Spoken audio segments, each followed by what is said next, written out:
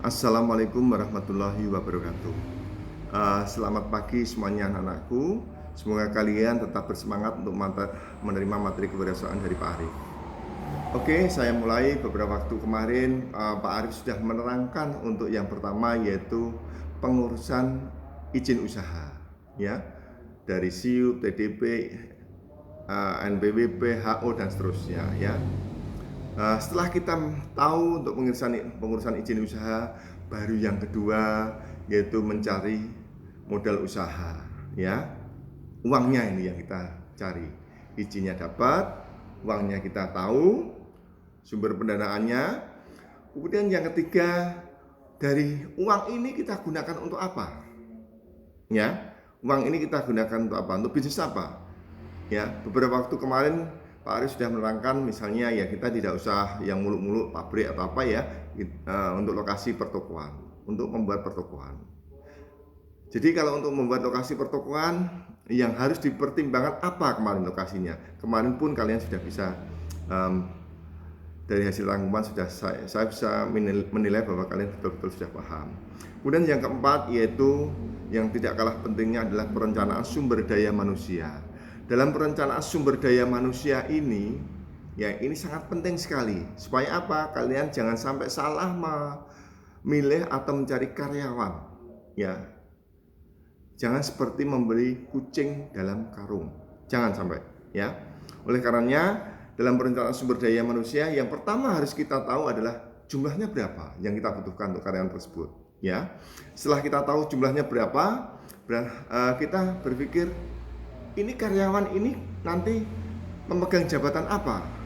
Ya, kita tempatkan di mana? Itulah yang disebut analisa jabatan. Apa sih maksudnya analisa jabatan itu? Analisa jabatan adalah proses, ya, untuk menetapkan tugas atau uraian pekerjaan. Proses untuk menetapkan tugas atau uraian pekerjaan serta tuntutan keterampilan dari suatu jabatan atau pekerjaan tersebut. Ya, itu analisa jabatan. Setelah kita tahu analisa jabatan, jadi ini nanti kita tempatkan di mana, jabatannya apa, baru kita berpikir, ya, karyawan tersebut harus memiliki kualifikasi yang bagaimana, ya, yaitu bisa dengan job description dan job specification, ya. Job description adalah uraian pekerjaan yang harus dia kerjakan nantinya atau yang menjadi tanggung jawab dia nantinya. Itu job description. Sedangkan job specification adalah syarat yang diperlukan untuk menyelesaikan suatu pekerjaan. Syaratnya orang-orang tersebut kualifikasinya harus bagaimana, itu job specification. Ya, misalnya job specification untuk menjadi kasir, misalnya menjadi kasir. Jadi minimal job specification adalah ya lulus dari akuntansi. Tidak mungkin dong lulusan dari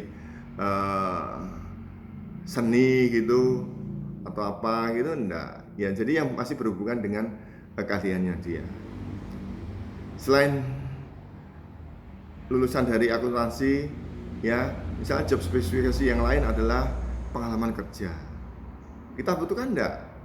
Kita butuh tenaga yang profesional enggak? Selain itu, selain pengalaman kerja, ini yang menduduki atau job spesifik seperti ini harus laki-laki atau harus perempuan atau bisa laki-laki dan perempuan. Terserah kita itu, ya. Kemudian selain itu juga harus ada batasan umur.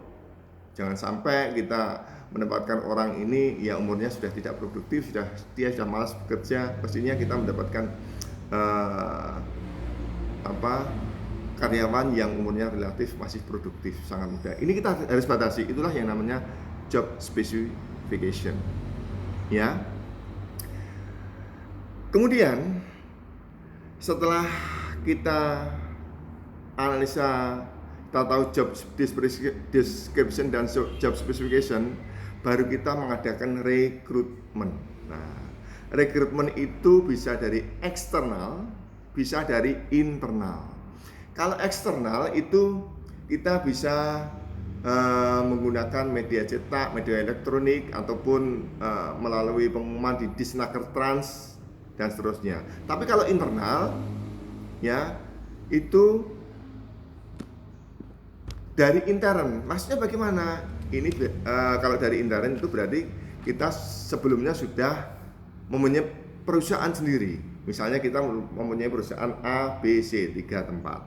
Ya, kita mau mendirikan perusahaan satu lagi atau unit usaha satu lagi.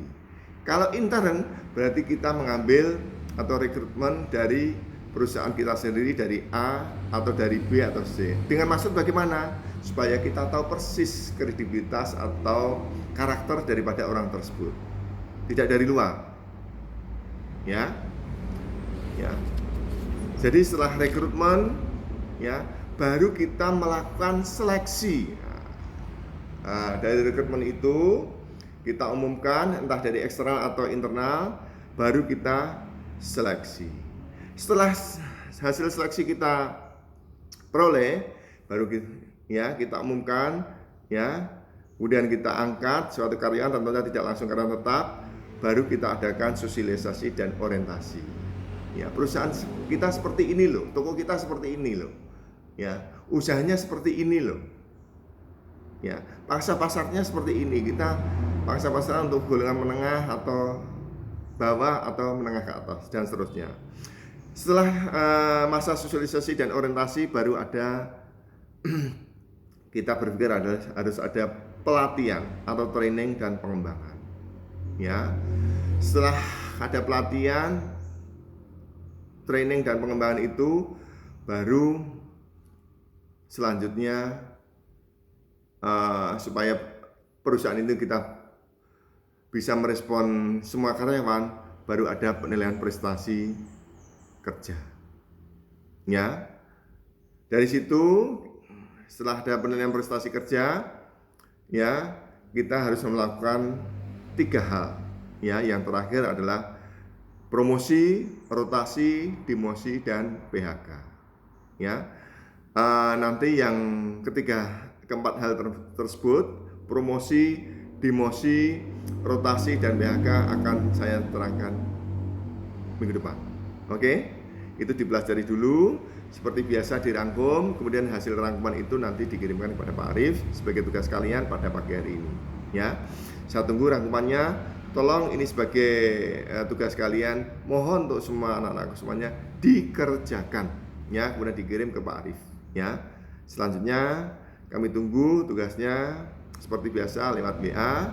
Ya, akhir kata kami ucapkan assalamualaikum warahmatullahi wabarakatuh. Salam untuk orang tua kalian.